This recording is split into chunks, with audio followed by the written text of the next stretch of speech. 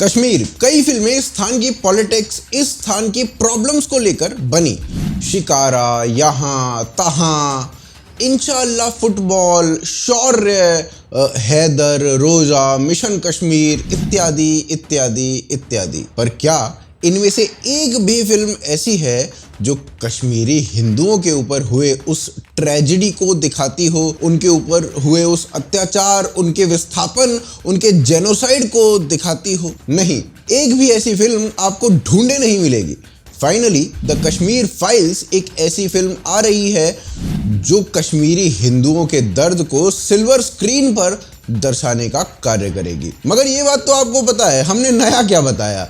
हम आपको दिखाते हैं बॉलीवुड का एक ऐसा नंगा नाच इस वीडियो में जो हीरा मंडी में भी आपको देखने को नहीं मिलेगा। आप हमारे साथ बने रहो, देखते रहो आज की ताज़ा खबर।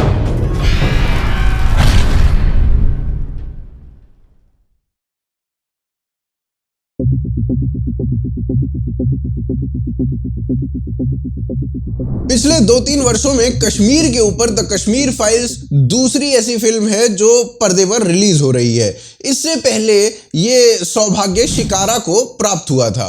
फिल्म को IMDb पर मात्र 3.9 की रेटिंग प्राप्त हुई, अर्थात फिल्म का तो सौभाग्य था कि वो रिलीज हो पाई, परंतु दर्शकों का दुर्भाग्य था कि वो रिलीज हो पाई। परंतु क्या दर्शकों का केवल यही दुर्भाग्य था या कुछ और भी था? क्या शिकारा के बनने के पीछे कोई ऐसी कहानी भी थी जिस पे आज तक किसी ने चर्चा ही नहीं की, और खुद विवेक अग्निहोत्री का भी ध्यान उस ओर शायद अभी तक नहीं गया है, जबकि बात विवेक से ही रिलेटेड है और जो बात पब्लिक डिस्कोर्स का हिस्सा होनी चाहिए और उस पर व्यापक चर्चा होनी चाहिए, परंतु अभी तक चर्चा नहीं हुई है। तो चलिए बताते हैं कि ऐसा क्या था। थोड़ा सा स्टोरी को क्रोनोलॉजिकल ऑर्डर में ही रखेंगे ताकि चीजें कॉम्प्लेक्स ना हो जाएं। 12 अप्रैल 2019 ताशकंद फाइल रिलीज होती है।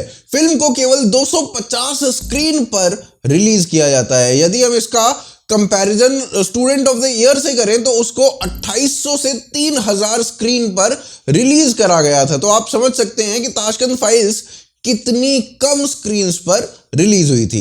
इसका अर्थ क्या है? इसका अर्थ यह है कि मान लो मैं दिल्ली में साकेत में रहता हूं और मैं फिल्म देखना चाहता हूं, परंतु फिल्म साकेत में रिलीज ही नहीं हुई है, तो देखूंगा कहां? देखने के लिए मुझे 20-25 किलोमीटर दूर चाणक्यपुरी में जाना पड़ेगा, और अब चाणक्यपुरी जाने के लिए मैं 25 बार पहले सोचूंगा, तब जाके मूवी को देख कर आऊंगा। फिर भी लोगों ने इस फिल्म को देखा और इसे हिट बनाया।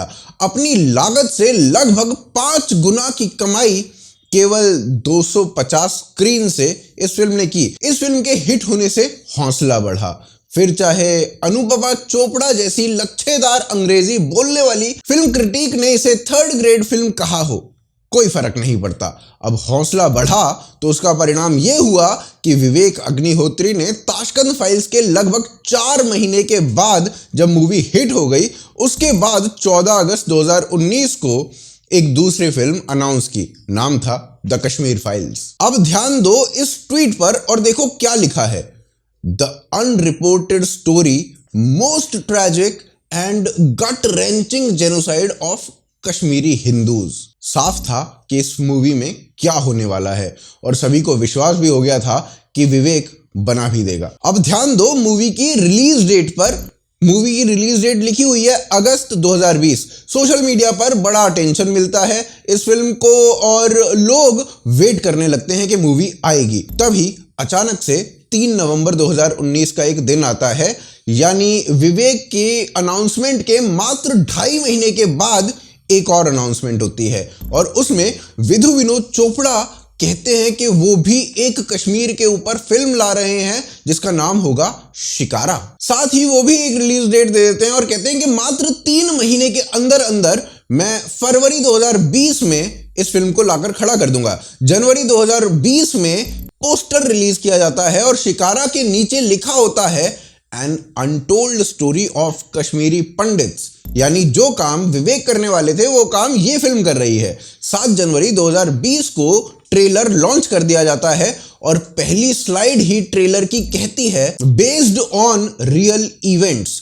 पूरा ट्रेलर देखो तो मानो लगता है कश्मीरी पंडितों के दुख को दिखाया गया है और लास्ट में लिखा भी जाता है an untold story of Kashmiri Pandits. परंतु फिल्म जब देखी जाती है तो फिल्म देखकर कश्मीरी पंडितों को डिसअपॉइंटमेंट के सिवाय कुछ नहीं मिलता। बोलते हुए बच्चे दिखा दिए हिंदू, लेकिन आपने मुस्लिम के बच्चे नहीं दिखाए, आपने लड़की सब नहीं दिखाया, आपने सच्चाई नहीं दिखाई। मेरे पूरे पूरे कौम बोल गए इस्लामिक रेडिकलिज्म की वजह से आपने एक स्लोगन नहीं दिखाया। As a Kashmiri Pandit I disown your movie. Kashmiri पंडितों पर हुए अत्याचार को व्हाइट वॉश करती हुई ये फिल्म शिकारा थी।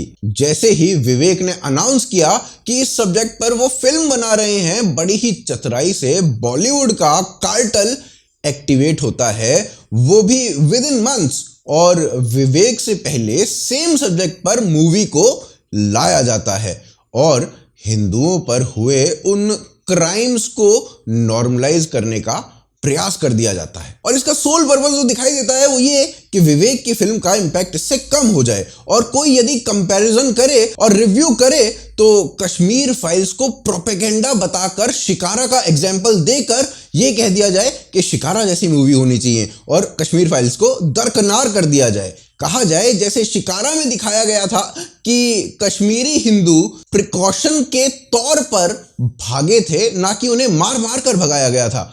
आप स्वयं सोचिए कि ऐसे अचानक से एक फिल्म को अनाउंस कर दिया गया, उसका प्रचार ऐसे किया गया मानो कश्मीरी हिंदुओं के दर्द को दिखाया गया है, मानो सच दिखाया गया है, और मात्र 3 महीने के अंदर फिल्म को बनाकर रिलीज भी कर दिया गया। अरे भाई, विवेक की फिल्म को प्रोपेगेंडा सिद्ध जो करना था और उससे पहले रिलीज तो करना ही था। जैसे अकबर को महान सेक्युलर एनसीईआरटी ने पहले ही लिख दिया, पहले ही बता दिया। अब चाहे कितना ही प्रयास करते रहो कमबख्त को जिहादी प्रूव करने का, उसकी खुद की राइटिंग्स को दिखा दो, फिर भी सेट तो हो गया है एजेंडा। आप जहां तक अभी सोच रहे हैं ना, उससे भी गहरी चालें चली जाती हैं लेफ्ट के द्वारा। हम बस सोचते रह जाते हैं कि ये हमारे साथ क्या हो गया, जिसका दूसरा एग्जाम्पल मैं अगले अध्याय में आपको दूंगा।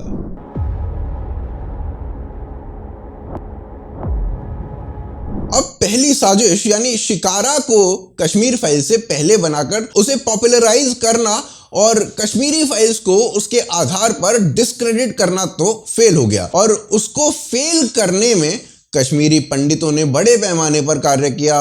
उनके रिएक्शंस आए जिन्हें हम जैसे चैनल्स ने पॉपुलराइज किया, और इतना बैकलैश हुआ कि कोई शिकारा को ढंग से रेटिंग तक नहीं कर पाया। हाँ, कुछ ने प्रयास किया भी, जैसे द प्रिंट ने इनको तो भाई ये फिल्म ब्यूटीफुल लग रही थी और इन्हें मूवी देखने के उपरांत लगा अरे वाह क्या मूवी है, जो लोगों को पॉलिटिक्स से पहले रखती है।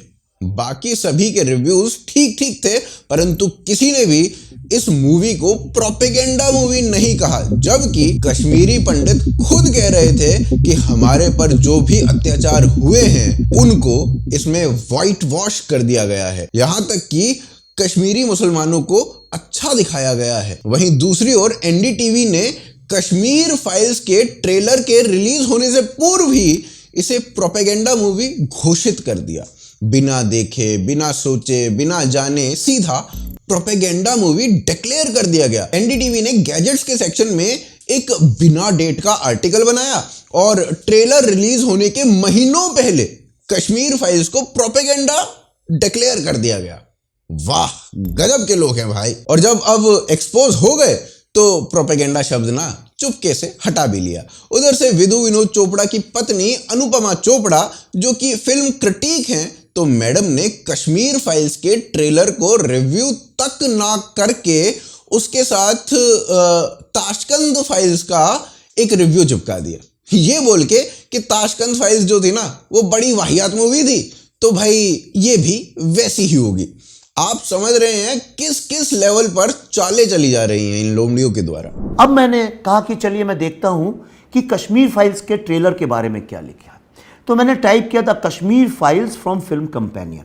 सिर्फ एक ट्वीट आप देख सकते हैं, सिर्फ एक ट्वीट लिखा है with the Kashmir files trailer release, यानी उन्होंने एक्नॉलेज किया है कि इसका ट्रेलर आया है, और लिखा है with the Kashmir files trailer release here is our review of its प्रेडेसेसर Tashkent files is a second hand history lesson in third rate politics. Film companion ने कश्मीर फाइल के ट्रेलर के बारे में एक भी शब्द बोलने की बजाय ताशकंद फाइल्स का जो 2-3 साल पहले इन्होंने रिव्यू किया था वो छापा है, और उस रिव्यू में इन्होंने लिखा हुआ है, जो पुराना रिव्यू था, Tashkent files movie review, a second hand history lesson in third rate politics. ऐसा काम या तो कोई एक पागल आदमी कर सकता है, या पूरी तरह से पैसे से बिका हुआ आदमी करता है, या एक बहुत ही शैतान बुद्धि वाला व्यक्ति करता है।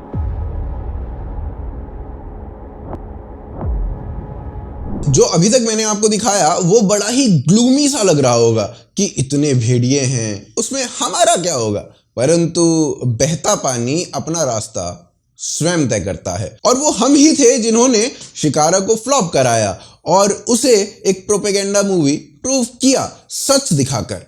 वो हम ही हैं जिन्होंने ताशकंद फाइल्स को उसकी लागत से 5 गुना पैसा वापस लौटाया, वो भी तब जब वो केवल 250 स्क्रीन्स पर रिलीज हुई थी। वो हम ही हैं जो इतने बड़े बड़े लोगों के सामने, इतने पुराने लोगों के सामने, लच्छेदार अंग्रेजी मारने वाले लोगों के सामने, सैफ अली खान को हर बात पर जस्टिफाई करने वाले लोगों के सामने, तांडव को जस्टिफाई करने वाले लोगों के सामने, तांडव जैसी सीरीज को बढ़िया बताने वाले लोगों के सामने खड़े होकर अपनी राय रख रहे हैं और धीरे धीरे अपनी वाणी को उनके जितना बनाने का प्रयास कर रहे हैं। हम तुम में से नए नए फिल्म क्रिटिक्स बन रहे हैं और हमारी एक्सेप्टेबिलिटी भी बढ़ रही है। अब हमारा पक्ष भी लोगों तक जा रहा है, जिसका एक एग्जाम्पल है साइलेंस ऑफ स्वास्तिक, जिसकी गूंज कनाडा के संसद तक में सुनाई दे रही है। एक दिन होगा कि जब हमारी वाणी और भी बड़ी हो जाएगी, बस उसके लिए सतत प्रयास की आवश्यकता है। आशान्वित हूं कि आपको वीडियो पसंद आई होगी। यदि आपको वीडियो पसंद आई है तो आप हमें सपोर्ट कर सकते हैं, और हम अपनी नई डॉक्यूमेंट्रीज भी लेकर आ रहे हैं अपने दूसरे चैनल AKTK डॉक्यूमेंट्रीज पे, जिसके लिए हमें आपके सपोर्ट की आवश्यकता भी है। और ये सपोर्ट आप करना चाहते हैं तो नीचे दिए गए लिंक्स के थ्रू, क्राउड फंडिंग के थ्रू आप वो सपोर्ट कर सकते हैं। आप देख रहे थे आज की ताज़ा खबर। जय हिंद, जय भारत।